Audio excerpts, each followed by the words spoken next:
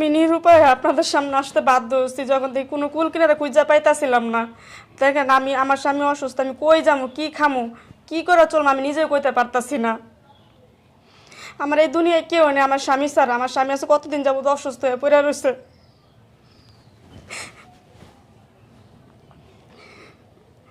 আপনার আপনার এলাকায় খোঁজ নিয়ে দেখতে পারেন, আমার স্বামী আছে 12 বছর যাবত রিক্সা চালাইছে। রিক্সা চালাই আমরা দুজন চলছি, আরো 3-4টা ফ্যামিলি চালাইছি।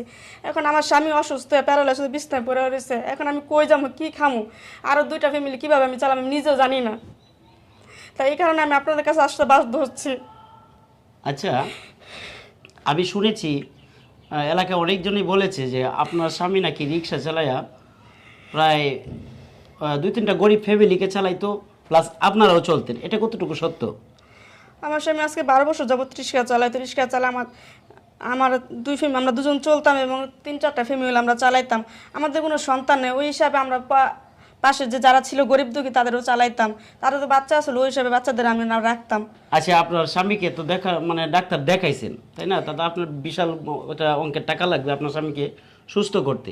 আমি এটাও শুনেছি আপনার স্বামীকে নাকি ইন্ডিয়া নিয়ে যেতে হবে।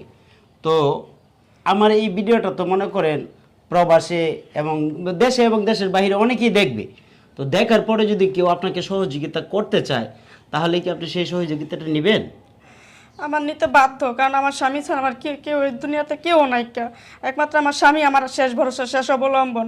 এখন যদি কেউ আমার সাহায্য করে তাহলে আমি আমার স্বামীর নিয়ে আমি ইন্ডিয়া যাবো, ওইখানে যে আমার স্বামীর চিকিৎসা করে, আমার স্বামীর আমি বাংলাদেশে একটু ভালো মতো থাকার চেষ্টা করবো। তা আমার স্বামীর সাথে আরও 3-4টা ফ্যামিলি আমি চালাই, ওইটা দিকে আমি চালাতে পারি কি না। আচ্ছা আচ্ছা, যদি আপনার মাধ্যমে যদি কোনো হৃদয়বান ব্যক্তি যদি আমার স্বামীর সাহায্য করে, তারও ছেলে যদি আমার স্বামী সুস্থ হয়ে যেতে পারে, তাই মনে করেন আমার আমিও চলতে পারবো, আবার 2-3টা গরিব ফ্যামিলি আমি চালাতে পারবো ভাই। আচ্ছা, এখানে আমার ভিডিওটা তো অনেকেই দেখবে, অনেক হৃদয়বান ব্যক্তিরাও আছে যারা গরিব অসহায় দুঃখীদের সাহায্য সহযোগিতা করে। তো আপনাকে যদি কেউ সহযোগিতা করতে চায় সেটা কিভাবে করবে?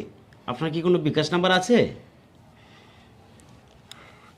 একটা বিকাশ নাম্বার ছিল, এটা আপাতত এখন আমি চালু করি নাই। মানে কেউ যদি সাহায্য করে রুম, তাহলে আমি আবার নতুন করে চালু করতে পারবো, যদি আমার স্বামীর যদি কেউ টাকায় আসে। আচ্ছা, তাহলে আপনার বিকাশ নাম্বারটা কি মুখস্থ আছে? হ্যাঁ আছে। আচ্ছা, তাহলে আপনার নাম্বারটা একটু বলেন। 0181234 লাস্টে।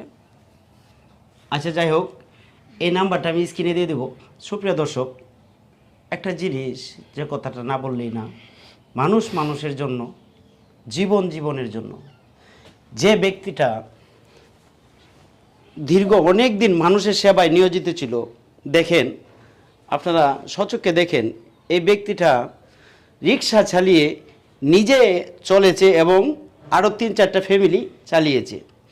আজ সে বিছানায় কাতরাচ্ছে। তো সুপ্রিয় দর্শক, আপনাদেরকে দেখালাম। তো আপনারা আমার এই ভিডিওটা দেশ ও দেশের বাইরে যারা আছেন, অনেকেই হৃদয়বান ব্যক্তি আছেন, অনেক সময় এরকম গরিব দুঃখী অসহায়দেরকে সহযোগিতা করেন। তো আমি চাইব আপনারা এই আফুটার মুখের দিকে তাকিয়ে, এই ভাইয়ের মুখের দিকে তাকিয়ে, এর সঙ্গে সঙ্গে আরও 3টা ফ্যামিলি আছে তাদের মুখের দিকে তাকিয়ে, উনি যদি সুস্থ হয়ে যায়, পাশাপাশি ওরা কিন্তু সবাই চলতে পারতেছে। তো আপনারা যারা আছেন যদি একটু সাহায্যের হাত বাড়িয়ে দেন, কথা হলো কি, তিল থেকে তাল হয়। আপনারা অল্প অল্প করে দিলেও হয়তো বা এই আপুটা এই ভাইয়াটাকে সুস্থ করতে পারবে। তো আমার এই ভিডিওটা যারা দেখবেন, আমি স্ক্রিনে নাম্বারটা দিয়ে দিব। অবশ্যই আপনারা আশা রাখবো, আমি আপনাদের কাছে